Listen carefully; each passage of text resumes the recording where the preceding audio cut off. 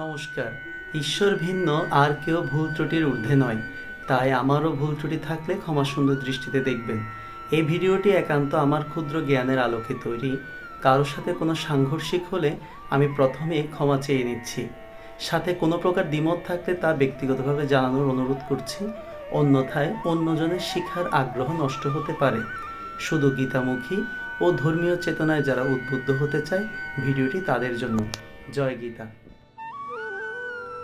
নমস্কার, আমাদের দ্বিতীয় ক্লাসে সকলকে স্বাগতম। আজকে আমরা আমাদের নিয়মিত দুইটি করে শ্লোকের মধ্যে, দুইটি করে মন্ত্রের মধ্যে প্রথম মন্ত্রটি শিখবো। সেটা হচ্ছে পার্থসারথী প্রণাম মন্ত্র। কার প্রণাম মন্ত্র? পার্থসারথীর প্রণাম মন্ত্র। আচ্ছা, আমরা কি জানি পার্থ কাকে বলা হয়? কাকে বলা হয় পার্থ? অর্জুনকে। হ্যাঁ, এই অর্জুনকে বলা হচ্ছে পার্থ। আর পার্থের রথের সারথি ছিল কে? ভগবান শ্রীকৃষ্ণ। তাহলে পার্থ সারথি কে হলো? শ্রীকৃষ্ণ। আচ্ছা, তাহলে আজকে আমরা পার্থ সারথি প্রণাম মন্ত্রটি শিখব। হ্যাঁ, তাহলে দেখা যাচ্ছে, দেখো, পার্থ সারথি প্রণাম মন্ত্র। প্রথমে আমি বলবো, তারপরে তোমরা বলবে, কেমন? ওম সারথ্যম, সারথ্যম, ওম সারথ্যম। সারথ্যম। আচ্ছা, এখান থেকে আমরা দুইটা বিষয় শিখবো। সেটা হচ্ছে জফলা থাকলে কি হবে আর হসন্ত থাকলে কি হবে। দেখো, জফলা আছে থর পাশে, তাহলে এখানে থ কয়টি হবে? দুইটি। থ কয়টি হবে? দুইটি। দুটি থ হয়ে যাবে।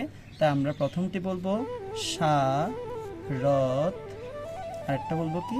থম। সারথম, সারথম। কি বলবো? সারথ্যম, তাহলে এটা উচ্চারণ কি হবে? সারথম।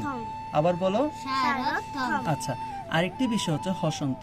হসন্ত যদি থাকে তাহলে এই যে শেষে একটা স্বরীয় উচ্চারিত হয়, ওই উচ্চারণটা তখন হবে না, তখন এটা হয়ে যাবে থম, মানে থেমে যেতে হবে। এভাবে যদি হসন্ত থাকে আমাদের কি করতে হবে? থেমে যেতে হবে। যদি মনে করো থ আছে, ম আছে, নিচে কোনো হসন্ত নেই, তাহলে আমরা থামতে হবে। আমরা বলবো থম। কি বলবো? থম। যখন আমরা হসন্ত দিয়ে দিব তখন হয়ে যাবে কি? থম। আমরা আর আর আর কি একটু উদাহরণ দিই যদি আমরা এটা বলতে চাই। হ্যাঁ, যেমন ধরো আরেকটু উদাহরণ দেওয়া যাচ্ছে, সেটা হচ্ছে, হ্যাঁ, যেমন অমৃতম, এটা কি দিয়েছে? অমৃতম। এই অমৃতমের মধ্যে কি দিয়েছে? শেষে হসন্ত আছে, তাহলে আমরা অমৃতম, থেমে যাচ্ছে। যদি হসন্তটা না থাকতো, অ ম রিকার তম, তাহলে আমরা বলতাম অমৃতম, অমৃতম। আচ্ছা, তাহলে এখানে দেখো হসন্ত থাকলে আমাদের কি হতো? থেমে থাকতে হবে। তাহলে দেখো, ওম সারথ্যম, সারথ্যম, অর্জুন অর্জুন, শ্বেদো, শ্বেদো, শ্বেদো। শ্বেদো। আচ্ছা, কি সে কেন বলছি? দেখো, জফলা এবং আকার দেওয়া আছে। হ্যাঁ, এটা অ্যাকচুয়ালি হচ্ছে স্বরীয় জফলা আকার, এটাকে আমরা এ বলি। কি বলি? এ। এটা হচ্ছে মৌলিক স্বরধ্বনির মধ্যে পড়ে। মৌলিক স্বরধ্বনি হচ্ছে আমাদের 60টির মধ্যে হচ্ছে এ একটি। আমরা যখন অ্যাম্বুলেন্স বানানটা বাংলাতে লেখে তখন এই এটা ইউজ করা হয়, এই এটা ব্যবহার করা হয়। যেহেতু এখন দন্তস্বর সাথে আছে, দন্তস্ব জফলা আকার, তাহলে এটা হবে কি? সে। কি হবে? সে। এবার দেখো, দ ঔকার দো, দ, বলো, দ ঔকার দ, ওকার, দো, দো, শ্বেদো, শ্বেদো, শ্বেদো। শ্বেদো। আচ্ছা, প্রথম থেকে বলি, ওম ওম সারথ, সারথ্যম, অর্জুন অর্জুন, শ্বেদো। শ্বেদো। দেখি তোমরা বলো তো। ওম সারথ্যম, অর্জুন, শ্বেদো। হ্যাঁ, এবার দেখি বলি, কুরবন। কুর্বন, আবার বলো, কুর্বন, আবার বলো, কুর্বন। কুরবন। এটা আমরা কুরবন এভাবে কি বলতে পারবো না, কারণ নিচে কি আছে? হসন্ত আছে, তাই এটা বলতে হবে কুরবন, কুর্বন, থেমে যেতে হবে।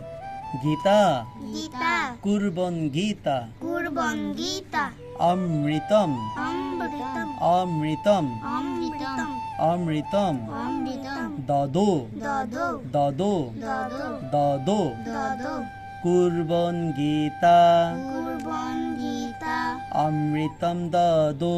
অমৃতম, দদো। আচ্ছা, এবার নিচে দেখি, লোকত্রয়, লোকত্রয়, লোকত্রয়। লোকত্রয়। আচ্ছা, আমরা এটা দেখতে কিছুটা এর মতো, এটা হচ্ছে এ, আর যখন এর মাথার উপরে একটা মাত্রা থাকবে তখন সেটা হয়ে যাবে ত্র। কি হয়ে যাবে? ত্র, ত্র।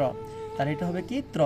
লোকত্রয় লোকত্রয় উপকারায় উপকারায় লোকত্রয় লোকত্রয় উপকারায় উপকারায় তস্মৈ তস্মৈ এই উচ্চারণটা একটু ক্লিয়ার করতে হবে যেহেতু ঐকার আছে, হ্যাঁ, তস্মৈ। তস্মৈ আবার তস্মৈ হ্যাঁ, শ্রীকৃষ্ণ শ্রীকৃষ্ণ তস্মৈ তস্মৈ শ্রীকৃষ্ণ শ্রীকৃষ্ণ আত্মনে। আত্মনে এখানেও তয় ম, তাহলে প্রথমে আসবে ত, এরপর আসবে ম। প্রথমে আত বলো, আত মনে, মনে আত্মনে আত্মনে নমঃ নমঃ নমঃ নমঃ নমঃ নমঃ আত্মনে আত্মনে নমঃ। নমঃ আমরা কি পারবো? দেখে নিচের লাইনটা আরেকবার পড়ি। লোকত্রয় লোকত্রয় উপকারায় উপকারায় তস্মৈ তস্মৈ শ্রীকৃষ্ণ শ্রীকৃষ্ণ আত্মনে আত্মনে নমঃ। নমঃ এবার দাদা একটু সুরে সুরে বলার চেষ্টা করবো, তোমরা দাদার সাথে বলো কেমন, দেখে দেখে আগে দাদা বলি কেমন। ওম শারথম অর্জুন সেদ, ওম শারথম অর্জুন সেদ, কুর্বন গীতা অমৃতম দদ, কুর্বন গীতা অমৃতম দদ, লোকত্রয় উপকারায় লোকত্রয় উপকারায় তস্মৈ শ্রীকৃষ্ণ আত্মনে নমঃ। তস্মৈ শ্রীকৃষ্ণ আত্মনে নমঃ। পারবো?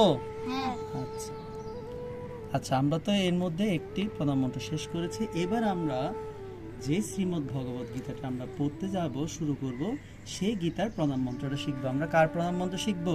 গীতার পা হ্যাঁ, শ্রীমদ্ ভগবত গীতার প্রণাম মন্ত্রটা আমরা এখন শিখবো তো?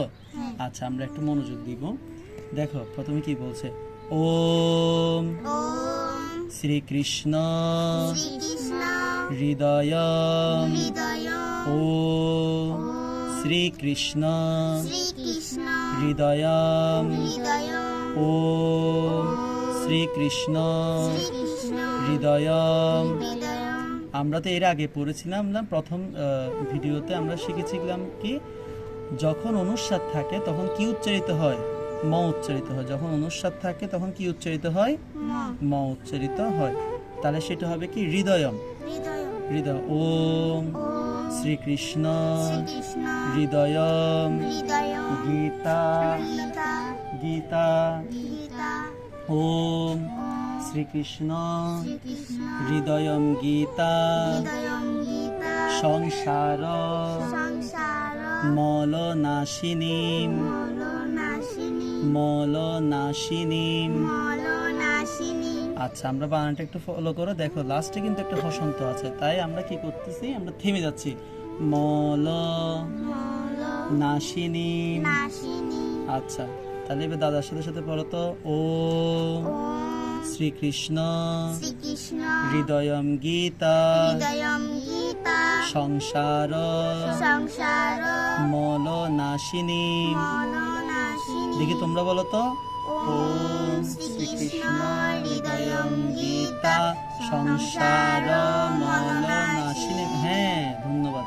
এর বলি নিচের লাইন দেখো, জ্ঞানম জ্ঞানম ভক্তিম ভক্তিম জ্ঞানম জ্ঞানম ভক্তিম ভক্তিম জ্ঞানম জ্ঞানম ভক্তিম। ভক্তিম দেখি তোমরা বলো তো, জ্ঞানম ভক্তিম হ্যাঁ, মুক্তিম মুক্তিম মুক্তিম মুক্তিম ধাত্রীম ধাত্রীম ধাত্রীম ধাত্রীম মুক্তিম ধাত্রীম। মুক্তিম ধাত্রীম এবার তোমরা বলো তো, মুক্তিম।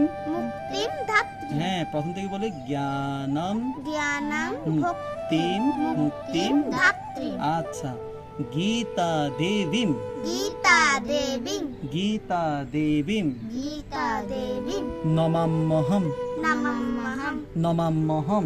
নমঃ যেহেতু আমরা এর আগে শিখেছি, যদি জফলা থাকে, জফলার আগে যে শব্দটি থাকবে সেটি কয়টি হবে?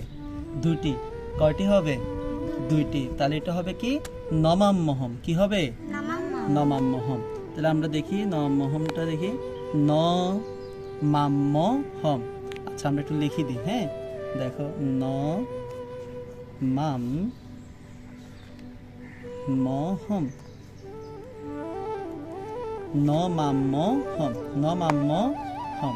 আচ্ছা, তাহলে এবার দেখো আমরা একটু এই লাইনটা আবার পড়ি, জ্ঞানম ভক্তি ভুক্তিম জ্ঞানম ভক্তিম মুক্তিম ধাত্রীম মুক্তিম ধাত্রীম গীতা দেবীম গীতা দেবীম নমাম্যহম। নমাম্যহম। তাহলে প্রথম থেকে বলি, আমরা এখন কার প্রণাম মন্ত্র শিখছি বলো তো?